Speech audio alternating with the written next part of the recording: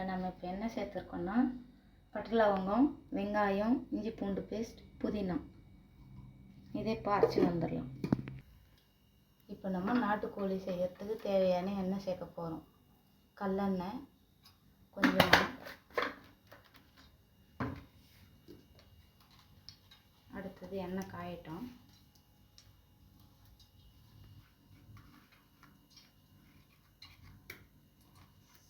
மசாலாவை சேர்த்துக்கலாம்.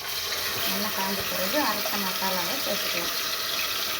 இப்போ நம்ம 1/2 கிலோ நாட்டுக்கோழி எடுத்ததுனால 3 வெங்காயம், பட்டை லவங்கம், புதினா இதெல்லாம் போட்டு அரைச்சி மசாலாவை சேர்த்துருக்கோம். 4 தக்காளி அடுத்ததாக அரைச்சி சேர்க்க போகிறோம்.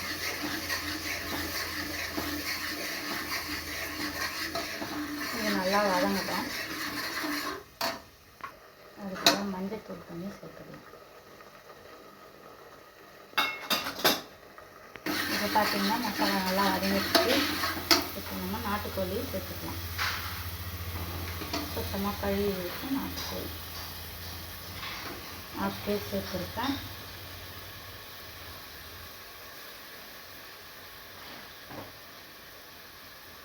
இதை நல்லா கலரி விட்டு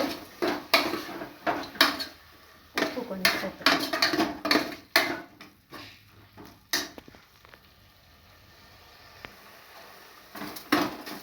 நல்லா கலரி விட்டுக்கலாம். மசாலாவோட கறி கொஞ்சம் நேரம் வேகட்டும். இன்னும் மிளகாத்தூள் சேர்த்து போகிறோம். 1/2 கிலோ சிக்கனுக்கு 1.5 ஸ்பூன் மிளகாய்த்தூள்,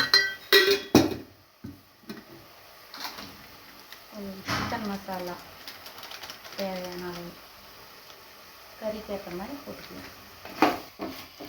இதை நல்லா வதக்கி வச்சுட்டு நம்ம தக்காளி ஆட் பண்ணலாம். 4 தக்காளி ஆட் பண்ணியிருக்கேன். வெங்காயம் நிறைய ஆட் பண்ணாலே போதும். தக்காளி கொஞ்சம் போட்டாலும் கறி குழம்பெல்லாம் நல்லா இருக்கும். தக்காளி நிறைய போட்டிங்கன்னா இனிப்பாக இருக்கும்.